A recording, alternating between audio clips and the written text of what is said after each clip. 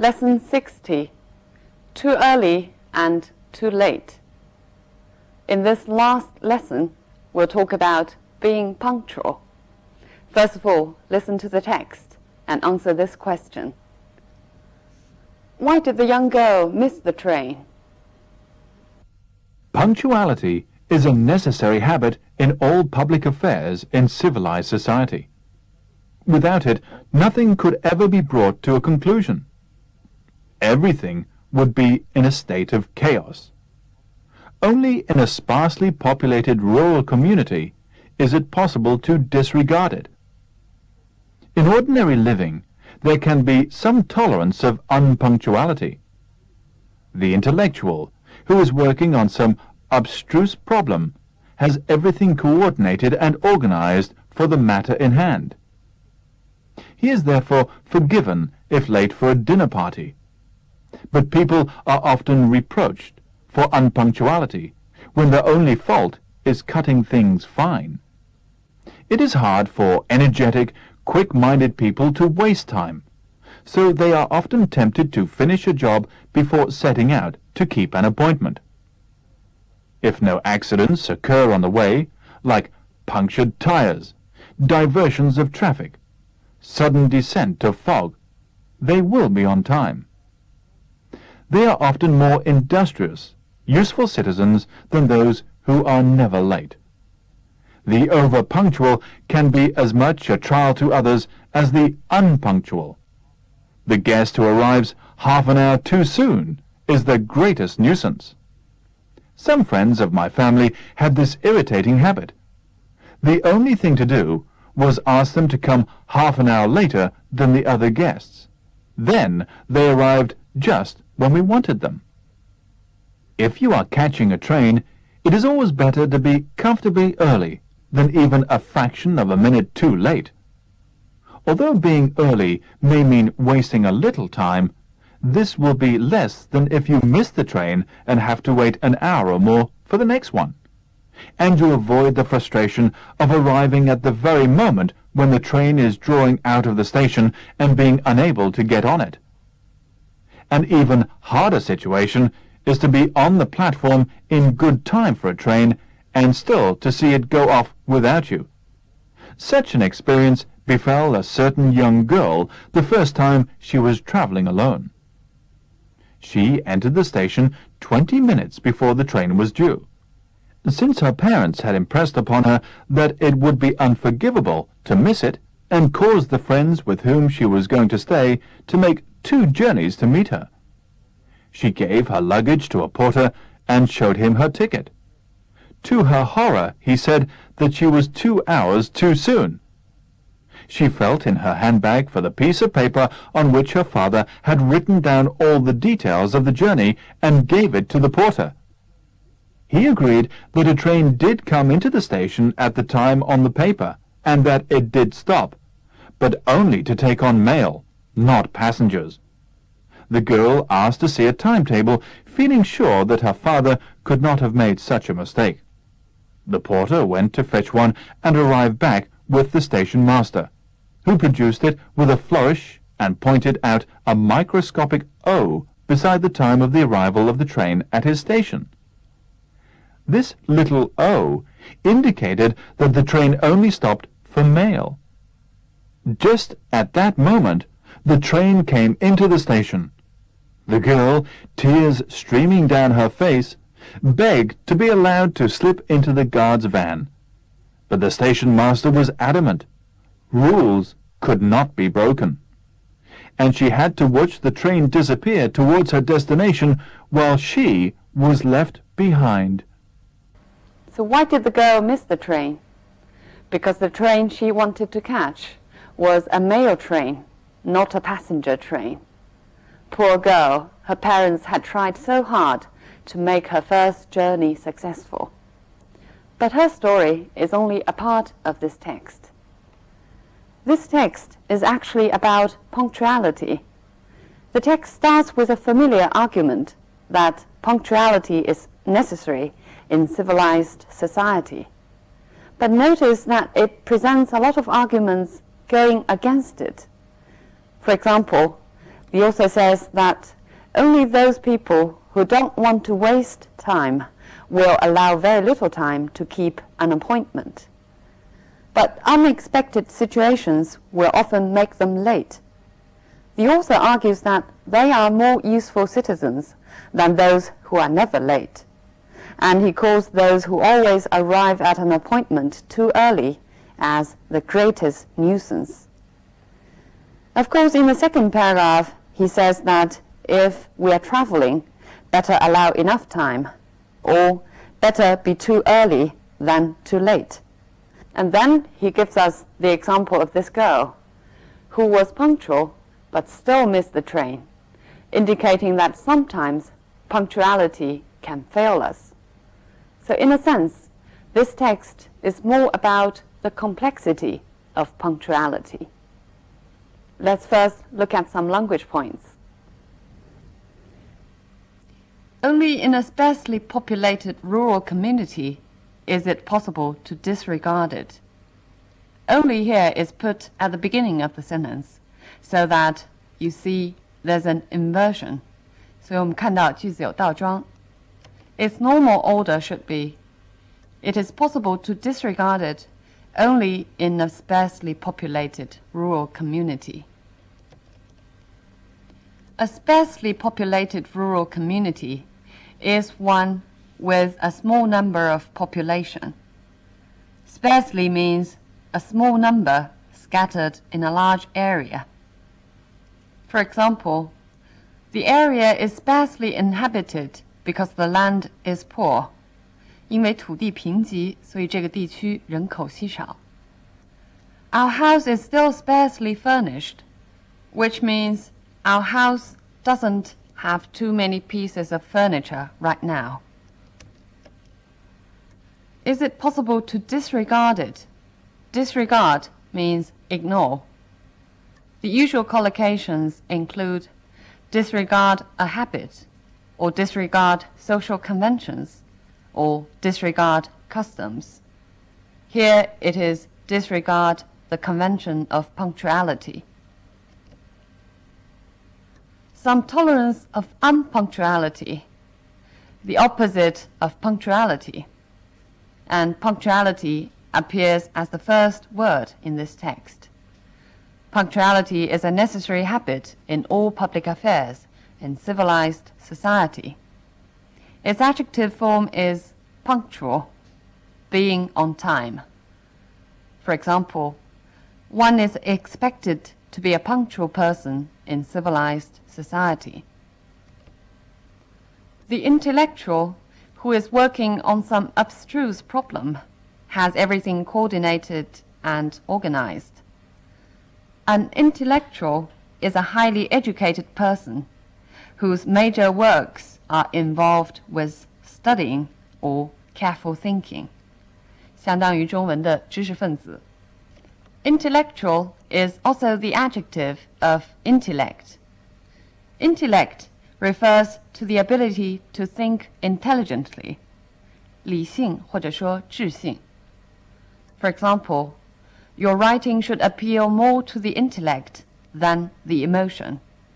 你的文章应当诉诸智性或者说理性，而不是情感。My job doesn't provide much intellectual stimulation. My job doesn't have too much stimulation in the intellect. Notice that intellect means differently from intelligence. Intelligence refers to the ability to understand or to learn, judge. 智力. IQ is actually the initials of intelligence quotient, 就是智商. Its adjective form is intelligent, which means bright, clever. For example, she was an intelligent student at school. Who is working on some abstruse problem. Abstruse means very difficult to understand, 深奥的. For example, you can describe a philosophical essay as abstruse. Has everything coordinated. Coordinate means make various things or parts work effectively as a whole. 协调. For example, we need someone to coordinate the whole project. The matter in hand. In hand here means something important at this moment. We'll look at more examples. I wish you could concentrate on the job in hand. I wish you could concentrate on the most important job right now. I've got enough money in hand now to buy a new car. Enough money in hand means enough money available. They have had plenty of time to prepare, so the arrangements should be in hand.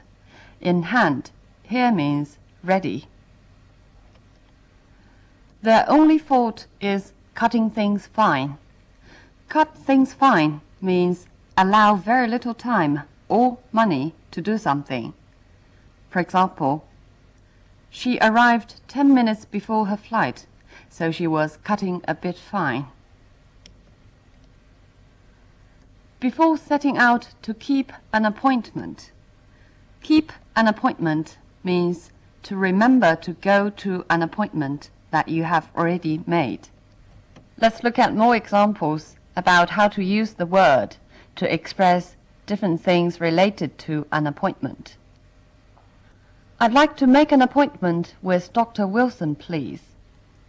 To set up an appointment at a certain time or place, you say, make an appointment with somebody. I'm afraid I'll have to cancel my dental appointment. If you can't make your appointment, you cancel the appointment. If he didn't have a secretary to remind him, he wouldn't keep any of his appointments. He wouldn't remember to go to any of his appointments already made. It's already the second appointment I have missed. Miss an appointment. Fail to catch up with the time of the appointment. Diversions of traffic. Diversion here means the change of route or direction of traffic. I'll give you one more example. The diversion of the railway line is likely to take at least a year. It refers to the project of changing the railway route. Diversion can also mean taking your attention away. For example, does your city have any diversions apart from pubs and nightclubs? Diversions refer to those places which can take your attention on work away, referring to entertainments. The overpunctual can be as much a trial to others as the unpunctual. Trial here means the person or thing that causes a lot of trouble or problem. For example, he was a real trial to his parents when he was young. He was a real troublemaker, headache, or problem to his parents. Trial by jury is a fundamental right. Here, trial is being used with its most basic meaning, 审判。陪审团的审讯是最基本的权利。She's having a 3-month trial, and if she's good enough, she'll be given a permanent job. Trial here refers to the period of time when her abilities were tested. 试用期。It's always better to be comfortably early than even a fraction of a minute too late. Comfortably here means sufficiently, allowing enough time. Look at this example. The car can hold 5 persons comfortably, which means the car has sufficient space for 5 persons. Comfortably means enough. The jaw goes in and out comfortably. Here, comfortably means easily. A fraction of a minute too late. Fraction means a small amount or a small part of something. A fraction of a minute too late means a very short time too late. Look at this example. She hesitated for a fraction of a second before responding. Means she almost didn't hesitate at all before responding. Look at this one. Can you open the window just a fraction? Can you open the window just a little bit? The train is drawing out of the station.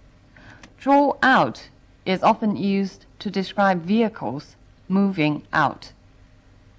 For example, the cars drew out one by one as the party was over. Drew out means the cars moved out one after another. The opposite direction would be draw in or draw into. For example, she looked eagerly along the platform as the train drew into the station, as the train moved into the station. Such an experience befell a certain young girl. Befall is a literary word, meaning happened to somebody. For example, should any harm befall me, you must take care of my son. If any harm happens to me. Notice that befall is usually used to describe something bad. Before the train was due. Be due means be expected to arrive at a certain time, or be expected to happen at a certain time. For example, the rent is due on the 5th of every month. So you must pay the rent on the 5th of every month. The meeting is due to be held in 6 months' time. The meeting is expected to be held then. Her parents had impressed upon her that it would be unforgivable to miss it. Impress upon somebody means make somebody realize the importance of something. For example, she's always trying to impress upon me or impress on me how much easier life is if one is organized. She's always trying to make me realize the importance of being organized. She felt in her handbag for the piece of paper. Feel here means to touch something in order to discover it. Let's look at more examples. It's freezing here. Just feel how cold my hands are. Just touch my hands. Feel in the bottom of the letterbox for the keys. Put your hand in the bottom of the letterbox to search for the keys. And there's a phrase of feel one's way. For example, the room was so dark that I had to feel my way to get to the door. This text is entitled Too Early and Too Late. The text actually has given us a lot of different ways of expressing time. Let's look at them.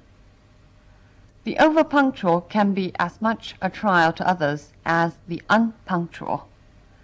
Overpunctual actually is another way to say too early, and unpunctual, naturally, late. The guest who arrived half an hour too soon is another way of saying too early. An even harder situation is to be on the platform in good time. In good time means being early. And there's a comparison between being early and being late. It's always better to be comfortably early than even a fraction of a minute too late. Comfortably early is a more precise expression. Not too early, but early enough. And a fraction of a minute too late is an exaggeration, emphasizing that however a little bit late, in some situations, is equal to too late. At the beginning of the text, I mentioned that this text is more about the complexity of punctuality. Notice that when the author is talking about how important punctuality can be sometimes, he uses the example of trains. Because trains, when they first came into being, helped to form the idea of punctuality. In a sense, trains help to change people's sense of time, just as our sense of time has been changing and still is being changed by the internet. Things taken years to be accomplished now can be finished within minutes. So the sense of time is relative to the speed of transport, the speed of communication, science and technology. But fundamentally, of course, we have always experienced time in the same way because we are mortals. So we always exclaim, how time flies, or how time and tide won't wait for anybody. So am I going to say the same thing to you now? It has been a great pleasure to be with you all this time, but it's also a great regret that this is only a virtual classroom. But please allow me to stress that language proficiency also grows along with time. I remember that once when Alexander was asked about the shortcut to English study, he answered, read, read, and read. That is also the last words I'm going to say to you. So long, you have all my best wishes.